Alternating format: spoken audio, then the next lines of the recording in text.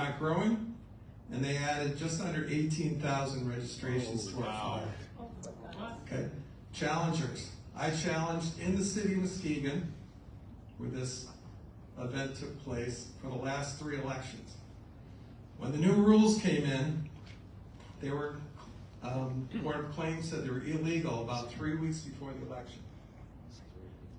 I was going to challenge 52 ballots because Election Integrity Force, who we worked for together, was able to get the people's addresses, permanent change of addresses. We ran them against all the AD ballots for that election, November's election, and I was going to challenge 52. I sent the clerk a letter, said, your rules are illegal. You got 52 letters from us. I'm going to challenge all 52. Get ready. If you got any problems with that, let me know. Didn't hear a word from them. First challenge I made, they said, oh, you can't do that. I said, why not? Well, part of what's in the rules there is that the clerk or the liaison can decide whether or not my challenge is legitimate. That's illegal. Because I am allowed to challenge under the law the eligibility of a voter who doesn't live in the precinct where the vote occurs. And I had 52 of those that I had reason to believe. So I wasn't allowed. So my challenger rights were violated. They said, turn to page 17. They read me a bunch of gobbledygook that means nothing except, oh, we did that up in the clerk's office, you weren't there, and you're not allowed to do it down here. So I have somewhere between 3 and 55 counts of my challenger rights being violated over at least 3 elections. Okay, so. Yeah, so what Chris is talking about was permissible versus impermissible challenges. And that was one of the big parts of our case, was that the Secretary of State invented a word which she claimed was an impermissible challenge, which does not exist. And she used it as a cudgel to beat on, to beat on challengers who made legitimate challenges that they didn't like. So I'm very sorry that happened to you, Chris. So other questions? Sorry, what's going on? Can you come up to the mic? All right, okay. If you got questions, we have another mic here for people with questions, so otherwise people won't hear you, so come on up. Come over here. Oh, you got all. Is this going to want me to book you for another meeting and give you 20 minutes? Is that can you do this in 30 seconds? My drinking rice is in karaoke right now. Can you answer your question in 30 seconds? Okay, ready? She just asked to do karaoke. No. So to continue off the question that you received up there, so in the conclusion for winning your suit, and thank you very much, by the way, because that was extremely... And Howard. Yeah. But it says that basically you can rescind the 2022 manual in its entirety, revise the May 2022 manual to comply with opinion and order, or revise an earlier iteration of the manual to comply with this opinion and order. So what are we doing? Which one of those 3 options are happening? It's up to the Secretary of State to pick one of those, unfortunately. Okay, which means what, really? Well, she's going to have to pick something that complies with the law. And so whether she wants to get rid of the manual, which would be the best thing, or she wants to revise it, or she wants to, I think the third one was rescind some aspect of it. So, yeah, revise the earlier manual to comply with this opinion and order, but which...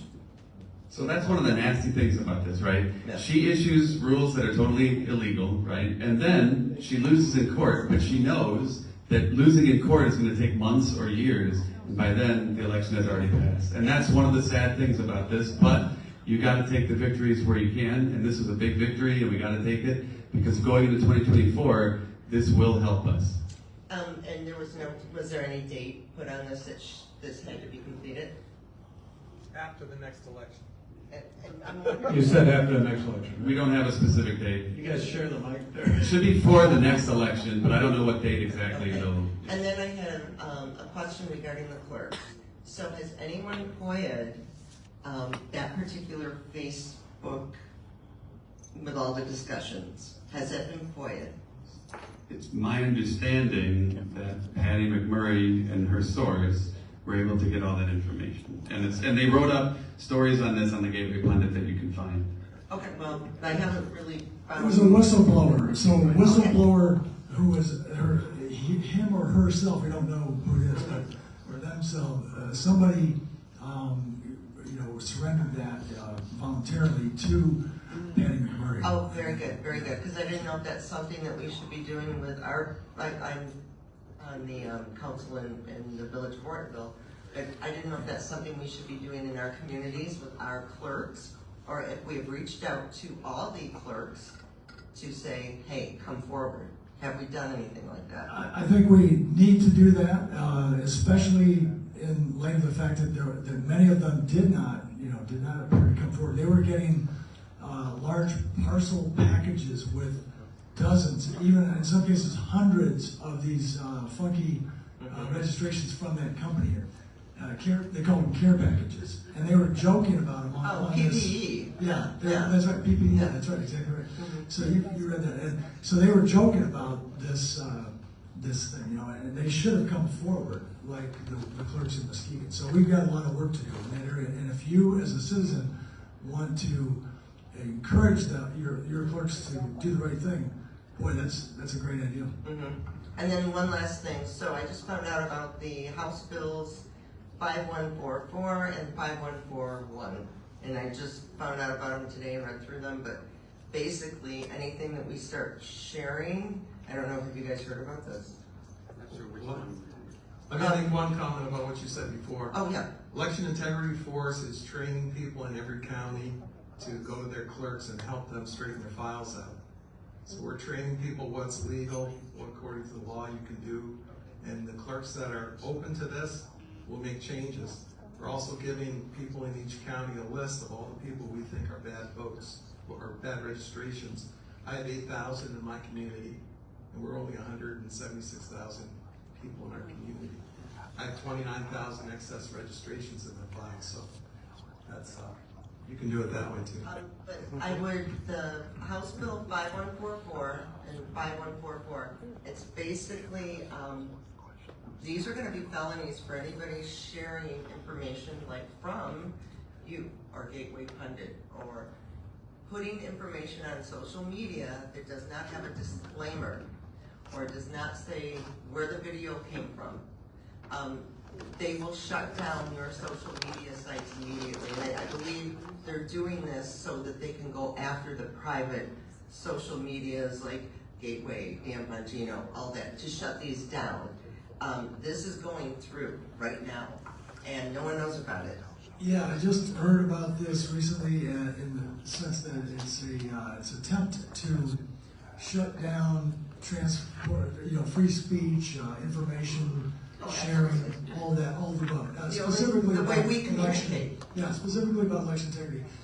The other one that's in the same vein as that is 4129. And what they want to do there, again, they're trying to create a chill, and they're trying to. This is an example of facilitating fraud. So 4129, what it will do is if you're a poll challenger, and in the estimation of the poll worker that you're standing next to, if that person feels threatened by you, just because maybe you're maybe you're furrowing your brow a little too intensely, so if that happens and they feel subjectively that you are threatening them, harassing them, or intimidating them, or in any way impeding their ability to do their job, which is completely, if it's a snowflake, watch out. So then you will be potentially charged with a felony. Yes.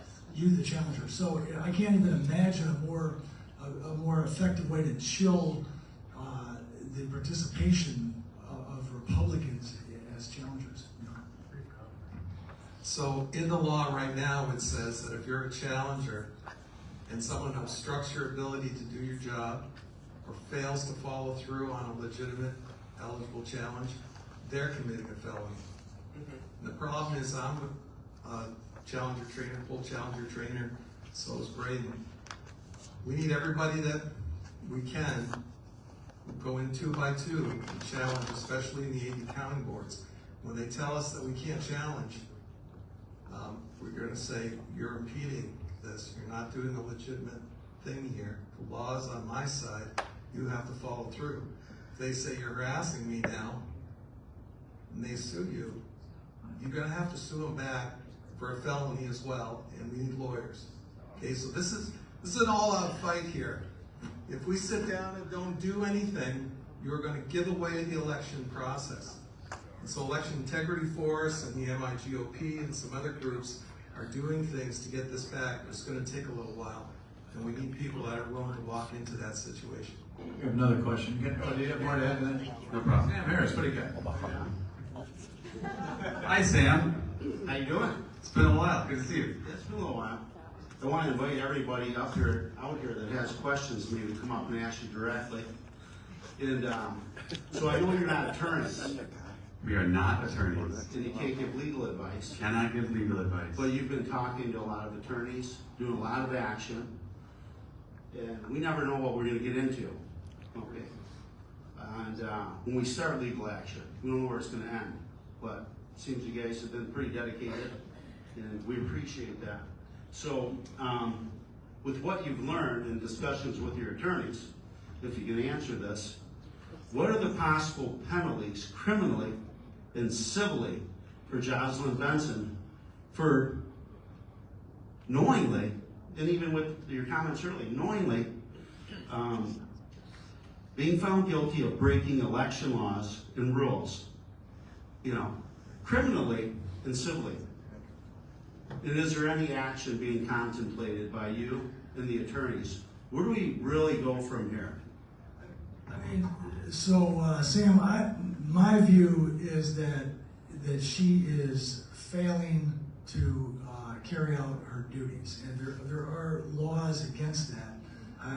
Again, I'm not a lawyer, so none of us are. We don't play one on TV either. So basically, No financial advice either. yeah. So as far as talking to lawyers, I have had conversations where I've asked, what can we do against this? How do we stop this kind of thing? And that is really what everybody is so concerned about. Same thing with Dana Nessel.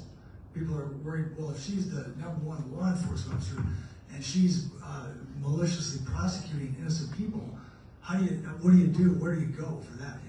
And that is really the question. And the same thing with Jocelyn Benson. You could also ask the same question of our legislators.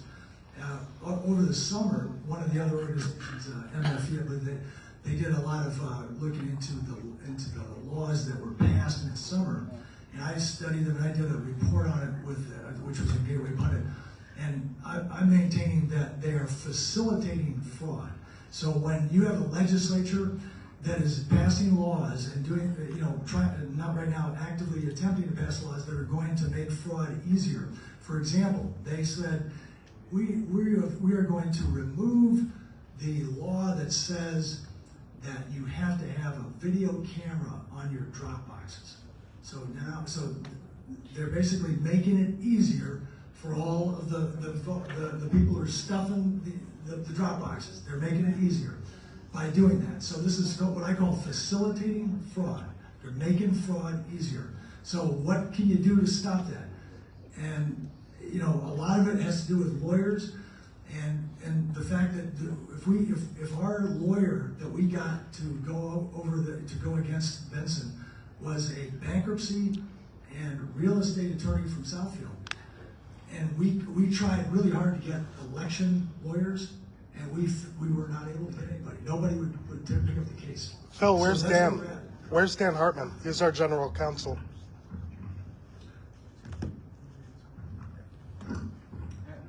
Well, Dan Hartman has done an amazing amount of work on these cases, and I can't go into any details, anything that he's doing right now, but he is our general counsel, and we are in conversations with him about these issues. So, I'm not a lawyer, but if 12,000 registrations, they were mailed to the city of Muskegon, okay, in 2 or 3 packages, and the last one came as a person dropping $2,500 on the desk. Only 42 of those that we know were claimed to be fraudulent. Dana Nessel obscured the idea of whether or not any of those got into our file. But I would say that if you put 17,700 registrations into the city of Muskegon knowingly, as the Secretary of State did this through ERIC system and some other ways, that there's a problem. Those are not real people. They can't be real people. The city of Muskegon only has about 3,000 unregistered people. And this person dropped 12,000 on the desk. Personally, from data I know, there's over 8,000 registrations that were put in 2020 that were brand new. Not to count all the ones that were redone of people that don't live there. Is that fraud? Okay, so in terms of the investigation of Muskegon, that, if you look into it, we don't have time now, that was potentially a ballot harvesting operation to the likes of 2,000 mules, because President Trump had 19 votes at the end of election day. He was winning by 19 votes out of 92,000. Our county clerk somehow couldn't get around to finalizing the vote for 10 days. And we had these 12,000 ballots floating around. You pick up your phone, person comes down and hands them to you. All they needed was 3,000 to win. Okay, so there's funny business going on like that tomorrow, but we don't know what's happening. We have another question. A couple of comments. First of all, I think it sounds like we need some body cams for poll challengers, just for protection of their own sake, right? Number two. I can't condone that, because that would probably end up getting you in trouble, because you would get personal identifiable information of people on that cam. And how do you validate something that's happening against your person? So one of the things we train people to do as poll challengers, and I know Chris does as well, is to have witnesses and work with people and know your surroundings. And we train you to de-escalate, and we train you to do everything that you can so that you can have something to corroborate your story, and if not one thing, multiple things. Right? I was a poll challenger in the city of Detroit in 2000. Nice. I probably saw you there. And I was there from 8:30 in the morning until close of the polls. It was the most unique experience of my entire life. Unique. Yeah. Unique. I can come up with little adjectives, but that's probably most appropriate for this group. I read some of the information in Gateway Pundit back in, I think it was August, when that story kind of came out. I started seeing some of that information. I have not been keeping up on it as I probably should have. Unfortunately, real life has taken away from that time. I know that there was some other cities involved, obviously Muskegon, Southfield. What other communities or involvement throughout the state are you aware of? Is that something that we have enough information on? So it's not just the state, it's across the country. Right. And that's what makes this even more nefarious. You have a company called GBI Strategies, which operates in multiple states, and what it appears to do is set up shop a little bit before an election, move people around really fast, hire people that don't know what's going on, and then as soon as the election's done, it seems to disappear in some cases, or most cases, and so it makes it very hard to figure out what's going on. Phil, did you want to add to that? Yeah, one of the key points here is you just touched upon, which is what other cities. So it was in Grand Haven, it was in Inkster, it was in Flint, Lansing, Southfield, Ypsilanti, and Detroit.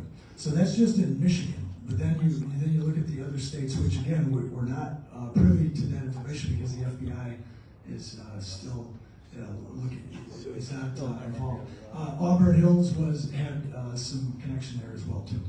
Philadelphia, New York, Atlanta were some of the cities where this company was involved in.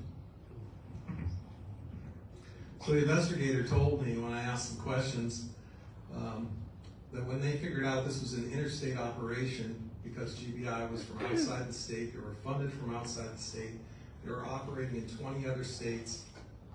And I asked him, were they operating in all the swing states? He said, yes, doing the same thing.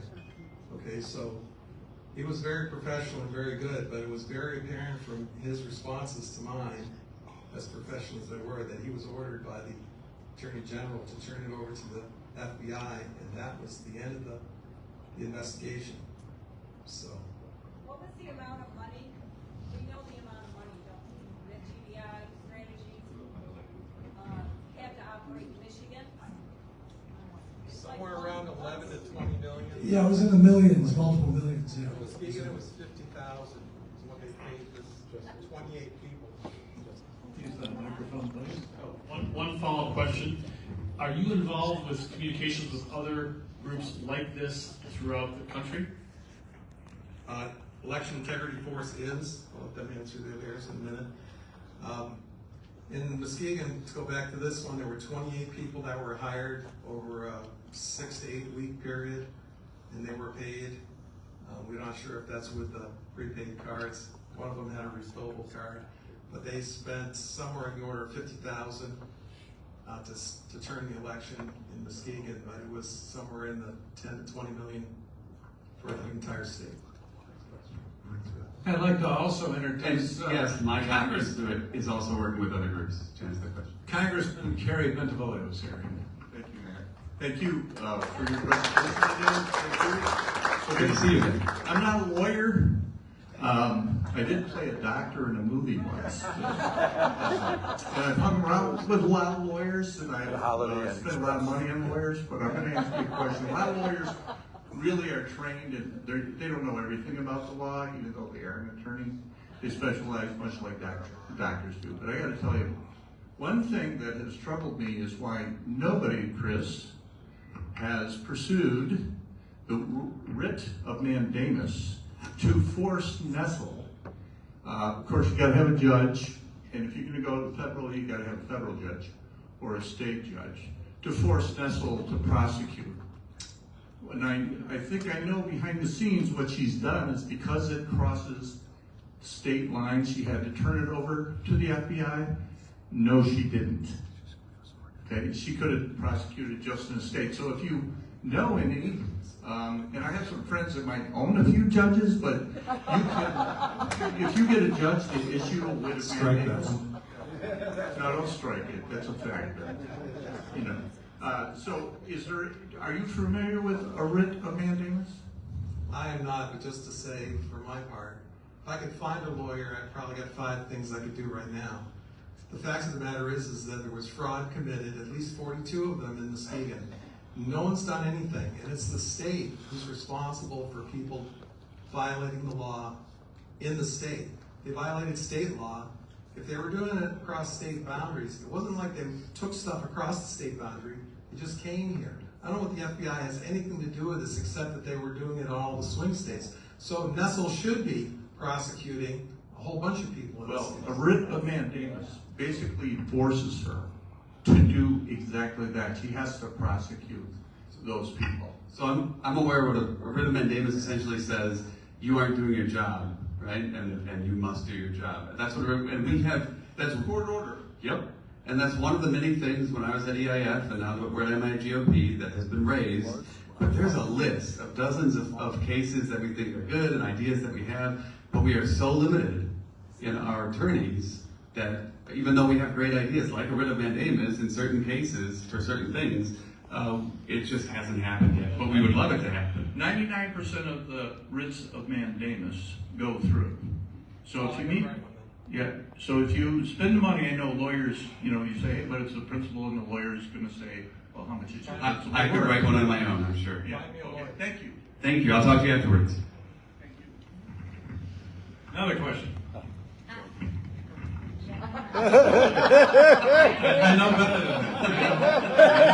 that. Hi, Chris, I've met you briefly, I guess. I work with Sandy Kiesel, you work with Sandy Kiesel. Yes.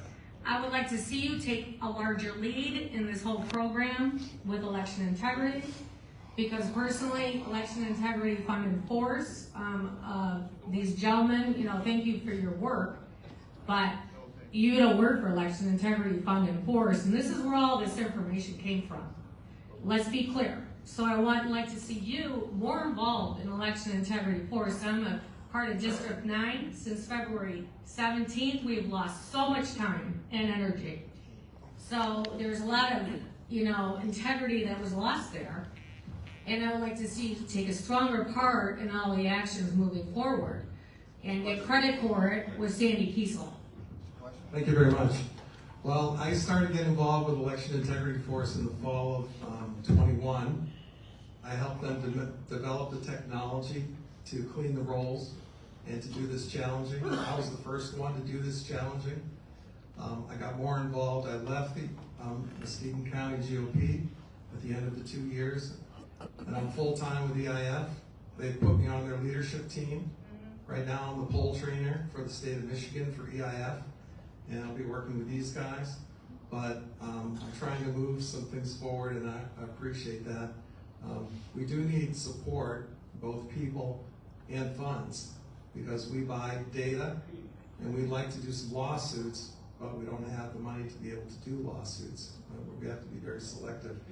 But thank you. Maybe we can talk afterwards. Hey, Chris. Thank you, Sandra. Why was Yeah, we got one right here. So obviously there's a lot of election fraud, and you can talk about it all day, and it goes on and on. The rabbit hole goes deep. But for 2024, with Prop 2 passing, there's going to be a lot of Democrats who are expanding their ballot chasing operations. What is the MIGOP doing with regards to expanding ballot chasing and absentee ballot, not necessarily harvesting, but doing more absentee ballot chasing operations? Okay, so now the committee that I'm on is not specifically involved with that. However, we have a connection there with the Good Neighbor program. Will likely be involved in the ballot chase operation. What it involves is going into a community, and we actually did one of these last fall. And so what we didn't actually call them to vote. What we did was we got a hold of from the clerk's office in Lake Orion. We obtained a daily list of all of the ballots that went out that morning. So you would get a list, and one of the guys who is in the room here, Wayne, who used to do this on a daily basis. So I would get a list. Yeah, there's Wayne right there. So I would get a list from the clerk's office, and Wayne would take that, and he would, since he's an IT guy, he would take the spreadsheet and break it down into precincts, and they would have the name of the voter, the address, the precinct number. So he would send out to precinct delegates. The precinct delegates would then go out and actually put literature on the doors. So that's an example of not exactly a ballot chase per se. Now, coming forward, I'm not sure the mic's kind of acting up over here, but going forward for 2024, instead of putting lid on the door necessarily, the chase would involve phone calls to the voters saying, we understand you received a ballot, or it's in the mail, whatever. Have you had a chance to vote yet? If they say, well, yeah, I just arrived today, I haven't quite got to it yet, okay, we'll check back next week. So we need to have phone banks of people, and the Good Neighbor program of the state party is working on setting that whole system up.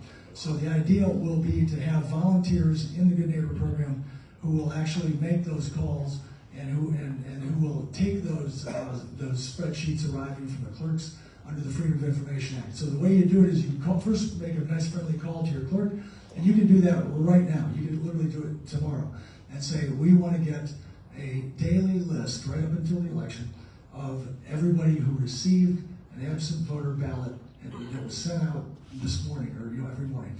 And then with that information, it's a lot of organization. It's going to take manpower and women power, so you're going to have people who can break down that information and then make those phone calls to those voters and do essentially, I hate to say it, what the Democrats do, which is they flush, they chase their voters until they vote. So I'm in a nonpartisan organization. These guys need to get the vote out. Our organization trying to make elections more trusted and transparent. What we want to do is we're going to be getting the absentee ballot list for the entire state. You also have to stop the fraudulent votes or the questionable votes from getting into the ballot box. The way you do that is by being a challenger in an AV counting board, and I will send you a list of all the people in the precinct or in the city that you're going to be at. of all the people we know that shouldn't be voting, and you can challenge those votes, and a judge can tell the clerk to look and see if these are real people. If they're not, he can overturn the election if the margin is close enough. Here we have another question. You have more to add to that, Phil? All right. Thanks. Oh, really? I don't get this. That's fine. Just kind of following up on Sandra's question, I got a press release from Michigan EIF. Is it? No, Election Integrity Force. Yes. That EIF, thank you. That they did not have the credit go to the people necessarily that it should have. And so if you could address that as well as why you did get kicked out of organizations like Michigan Citizens for Election Integrity. We're trying to build integrity, and I just wanted to know how you felt about getting kicked out of election integrity efforts. I don't, that was all over the place. I don't think that's on topic. What's next?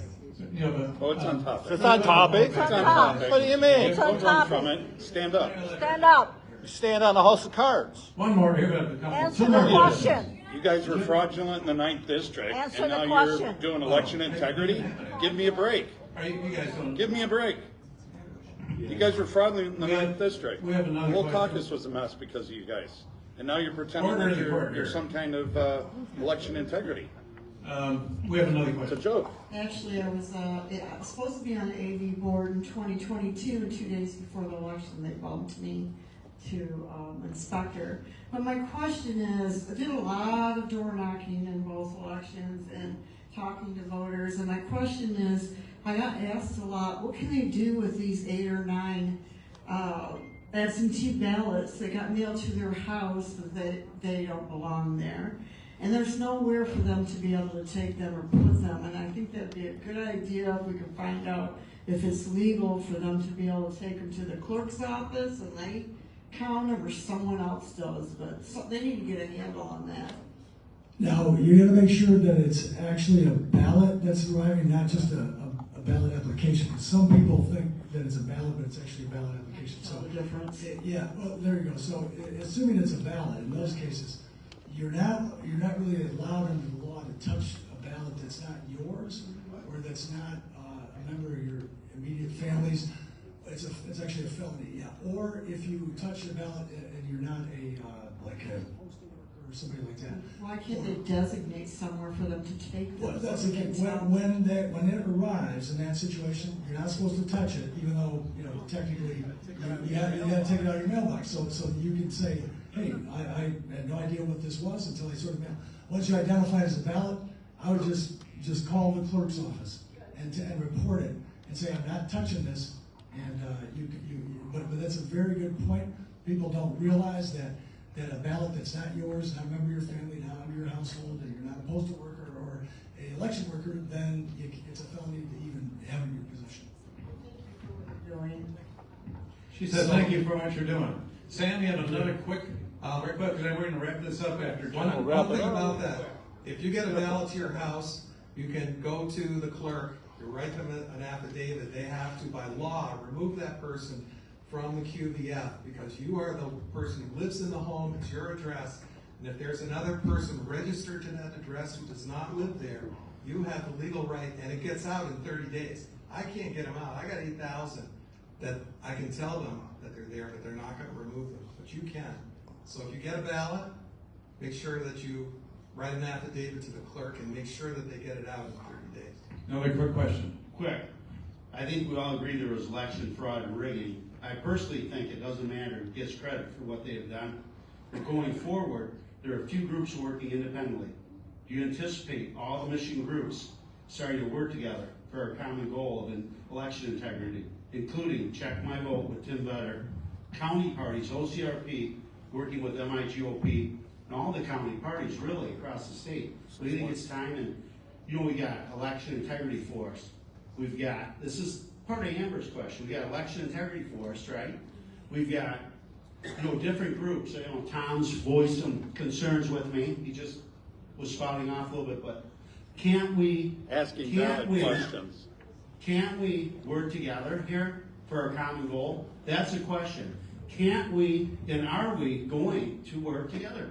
That's a great question. And before I answer it, I just want to make it clear that it was brought to my attention that there are people in this room that tried to prevent this from happening tonight.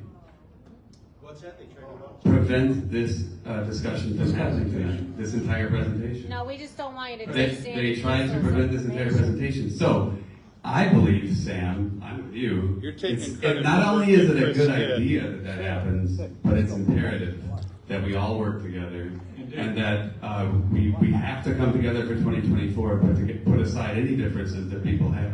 Did Otherwise, you know we will Chris, fail. Chris That's did it. all this work. Chris, All right, right okay, there we did got all one, this work. excuse me, order, and we only use the microphones because you won't get recorded otherwise. Thank you, last Sam. question here, John, last question. What about signature verification? Okay, I mean, you're actually gonna check the ones, the applications that went out and follow up on those? Are you going to do something when they don't check out? Are you gonna do something about signature verification? Thank you, John. So the question is about signature verification. The problem really, and this came out in our lawsuit with Benson, the problem is she has not actually, she still to this day still has not promulgated a actual signature verification standard. So there is no real, they're flying blind with that. And it's appalling, and it's another example where Congressman Benevolio had mentioned writ of mandamus. That's another example where a writ of mandamus would come in handy and just say you must produce this standard, this signature verification standard. Another thing that they did to us right before 2020 was they took the signature verification out of the purview of the challengers. So the challengers can no longer, I remember in 2020, I want to say it was 2020, in the fall, August, I want to say it was the primary. I was looking over the shoulder, looking at while they were doing the verification. Then 2020 November, suddenly it's all been done in the clerk's. It's all being done in the clerk's office. So they basically took that away from the challenger's purview. So we can't see that anymore. To answer your question. So in Muskegon, they never brought it down into the AV counter room. They always did it in the clerk's office. And we're negotiating with the clerks to actually have our people be there when they do the signature verifications. So there are some clerks that are willing to do that kind of thing. The ones that don't, we need to ask them, get no's from them, and then get people out to vote these people out. Before we wrap up, because Matt has this, I just want to thank everybody for showing up tonight. I think it's very imperative that people understand what's happening in their state, and that this is nationally, it's a nationally syndicated story, and everybody knows about it.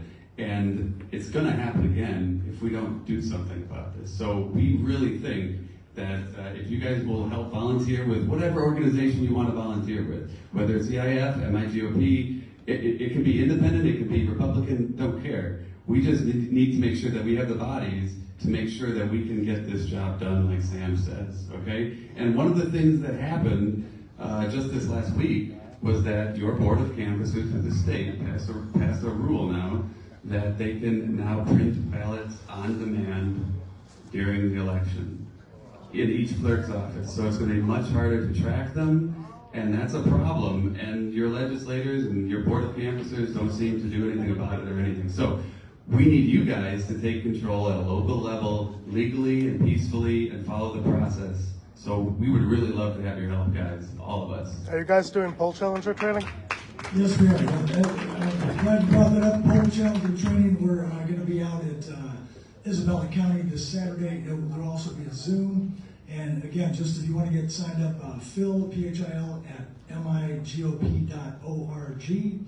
And if you don't volunteer, if people are not engaged, then we can't have people like Chris Kayala coming to the fore. If you're engaged, then we'll be able to identify things like he did. And so that's really the moral of the story. Please get involved. We have training on Zoom on the 2nd, which is a Saturday, the Thursday before. Sorry, Thursday's the 2nd, the 4th, and the 5th, which is Saturday and Sunday. So sign up for a Zoom meeting. I'll be the one doing the training there. And we need challengers. These kind of issues that we're talking about, we need people to be standing there to see them, to challenge those processes and those ballots. Thank you very much. That's Phil O'Halloran, Braden Giacobazzi, and Chris Ayala.